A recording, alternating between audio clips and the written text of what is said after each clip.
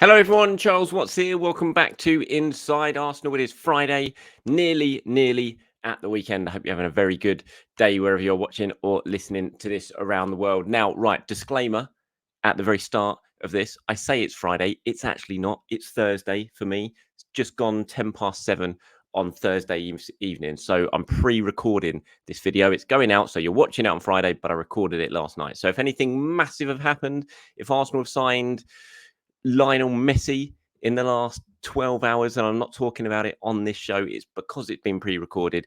I'm at my kids' sports day this morning on Friday morning, so I'm not going to be able to do the show. So had to do something, pre-recorded it. And so if anything massive has happened that I'm not talking about, that is why. Also, I am sitting down at about 1 p.m., I think it is. No, about 3 p.m.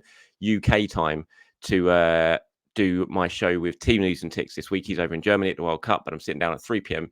UK time, and that show is being recorded today, Friday, and is going out on Saturday morning. So if you want to be included in that show, if you want one of your questions asked, you know what to do. Get down into the comments below. Start with the words TNAT show, and then fire in your question to either one of us or your comment or your opinion, and we'll pull some of them together and get them included in that show. Right, let's get going after that little bit of a preamble, shall we? And we'll start with news on Sambi Lokonga. Reports in Spain at the moment really ramping up in terms of Sevilla possibly getting a deal done for Sambi pretty imminently by the sounds of it. Terms agreed with the midfielder between Sevilla and himself, but the final stages of the sort of discussions with Arsenal are said to be ongoing. It looks like it's going to be a loan deal at the moment with an option to buy. The sort of sticking point and what hasn't been decided yet is what sort of option to buy that is going to be. Sevilla will want it to just be a straight option by the sounds of it, but Arsenal, as you can imagine, want it to be an obligation to buy. So we'll see if that gets smoothed over and sorted out in the next few days or not. But it seems like Sambi might well be moving on, which is no great surprise. I think we all expected that Sambi was going to be going this summer. I think the big shame was that Luton didn't stay up in the Premier League, because I think if they did, he would certainly probably have made a move there. He was really, really happy there. He impressed there. He made a lot of good friends. They really liked him. And I think had they stayed in the Premier League and had a bit of money to play with, I think they definitely would have looked to make that move permanent. I did wonder if another Premier League club might well have looked at his performances for Luton and thought he was worth a shot this season, but seems like Sevilla are at the front of the queue when it comes to Sambi. And I think a loan move to Spain, or a move to Spain, I look at that, the style of football over in Spain and the sort of pace of it and how it's played. And I do think that Sambi's probably going to do pretty well over there. He's a decent player. I like Lokonga, but as I've said plenty of times before when I've spoken about him, just don't think yet he quite has the personality to play for a side like Arsenal, as big as Arsenal. I think when you're playing for a team like Arsenal, you've got to show that you belong at that sort of level. And I've never got the impression that Sambi's really backed himself and believed in himself to show that he belongs at that level. He's very neat and tidy, but that really is all about it so far. Whenever we've seen him in an Arsenal shirt, it was always neat and tidy, move the ball on, that sort of thing, but nothing else. And I felt that always held him back a little bit. It just didn't seem like he had that little bit extra that you need, not just to be a decent player at Premier League level, Bundesliga level, La Liga level, whatever, of the top leagues. But there's a difference between that decent player and, Arsenal type player. And I'm just not sure he really had that. But we'll wait and see what happens. Hopefully Arsenal can get some sort of an obligation to buy in that deal, because you do feel like Arsenal and Sambi do need to part ways one way or the other. And it will be a shame, really, if we sort of get to this point next season or next summer and we're still in the same situation of Sambi coming back from a loan and Arsenal trying to get a deal done with someone else. But let me know your thoughts on Sambi Lokonga if he does go out on loan. Do you think that's a good move? Sounds like the loan fee is going to be about 3 million plus, obviously, his wages covered for the duration of his time in Spain. Is that going to be a good deal for Arsenal, or do you think they should have really pushed a little bit harder, maybe waited later on in the window to try and get a permanent deal done? It's not done yet, so you never know. Things might change, but that's what's coming out of Spain at the moment when it comes to Sambi Lokonga. Arsenal have made a new signing. If you hadn't seen that yesterday, Lucas Nygaard has he's gone into the academy. 18-year-old goalkeeper is signed from FC Nordsjælland, and he signed a professional contract on his 18th birthday. So that was announced yesterday. Now, this is this summer we're expecting quite a big influx at academy level when it comes to Arsenal and making signings. There's got quite a bit of money to spend to just to rejig things really when it comes to youth level and academy level. We've been expecting quite a lot of signings coming in from abroad, and looks like this will be the first one, could well be others to follow. He says, I'm really pleased to finally be here. I have a good feeling in my stomach. As you all know, Arsenal is a big football club, and I was really happy when my dad told me there was some interest and I was going to go on trial. I'm a modern keeper who likes to play with my feet. I'm also good on the line, making great saves. I played for Norgeland, who also like the goalkeeper to play a lot, so they did a great job in developing me. I'm looking forward to playing some games again and winning a lot of games next season while developing. I've chosen Arsenal because I could see they like to play out from the back, and that feels really good. The people around the club have been really great, so it wasn't a hard decision. So good to see Lucas on board, and I'm expecting quite a few others to follow this summer. Like I said, it's going to be an interesting one at academy level for Arsenal as they look to sort of rebuild things a little bit. The under 18s and under 23s, shake things up, freshen things up, which I think's needed. There's going to be quite a lot of players headed out. I think quite a lot of new faces coming in from abroad, but also from other English clubs as well. And Lucas is the first, and good luck to him. And hopefully that is not the only official sign-in picture we're going to get to see this summer when it comes to Arsenal. And don't worry, it won't be.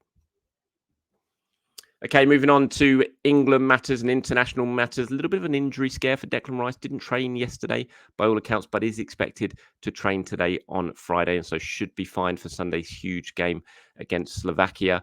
Really important player for England, Declan Rice. I know he's coming for some criticism during this tournament for his performances. I thought he was decent, to be fair, against Slovenia. I thought he answered a lot of his critics with that performance.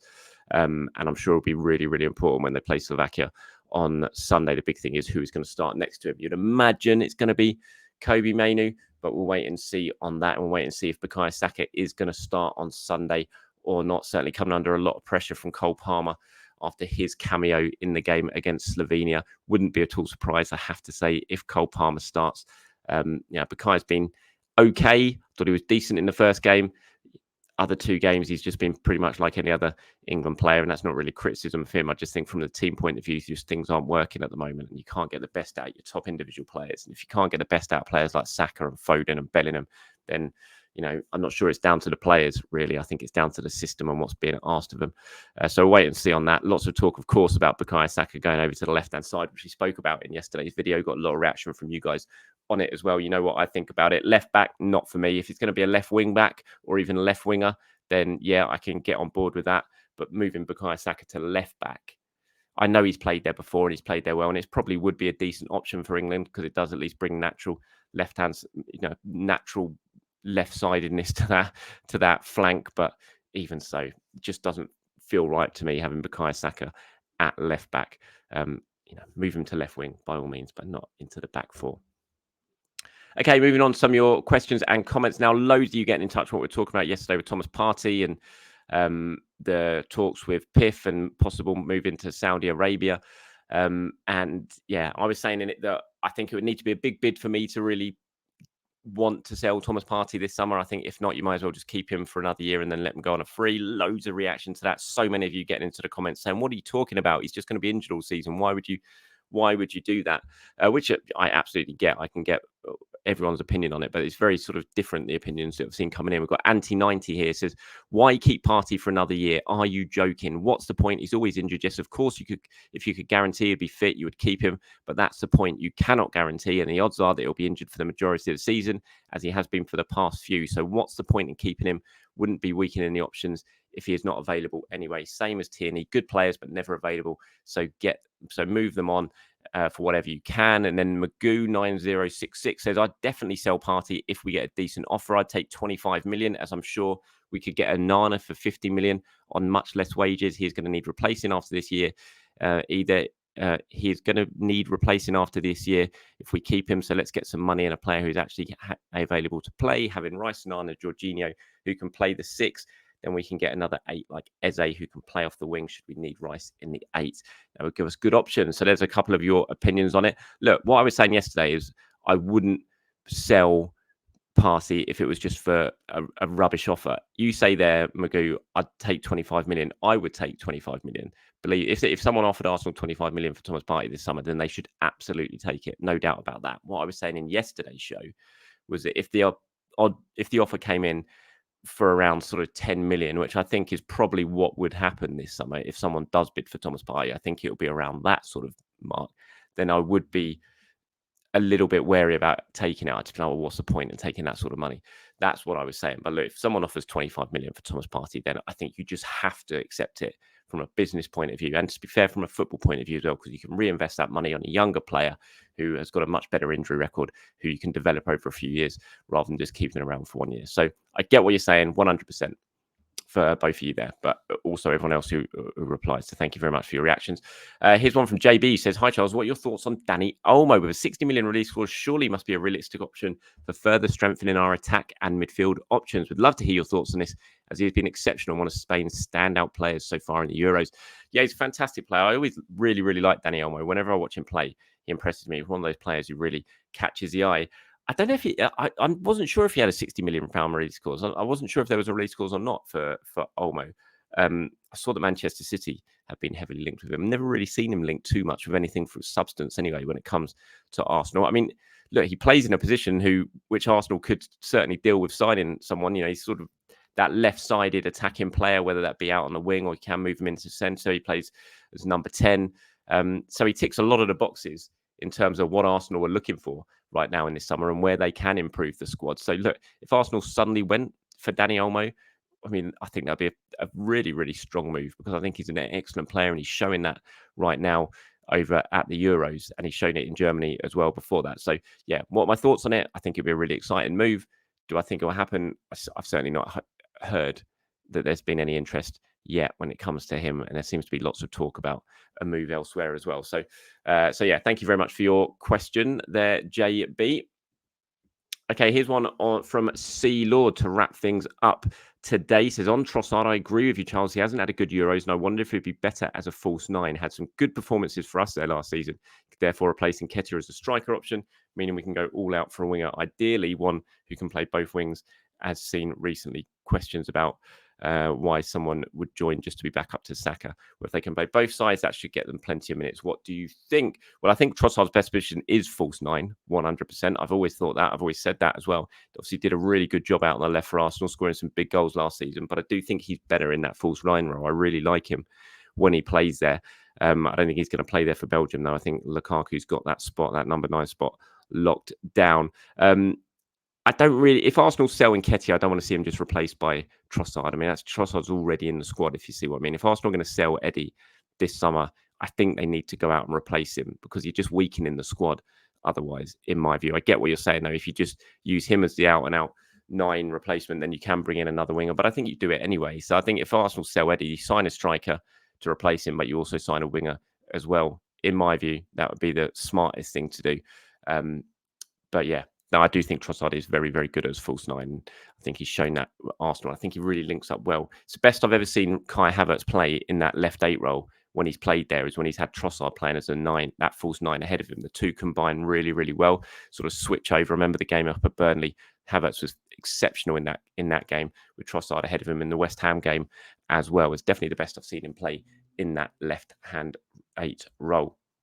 And that's it for today. Thank you very much for watching. Bit of a shorter one for you, but I wanted to get something out anyway. As I said at the start, it is pre-recorded. So if I did miss anything, if I haven't spoken about anything in today's show, you know why. But I will be back a little bit later on today, recording with Team News and Ticks. And that is for the show that's going out on Saturday. If you've got any questions, comments, or opinions for that, you know what to do. Get down into the comments and I'll pull them together and get them included in the show. Have a fantastic Friday, everyone. Speak to you soon. Bye-bye.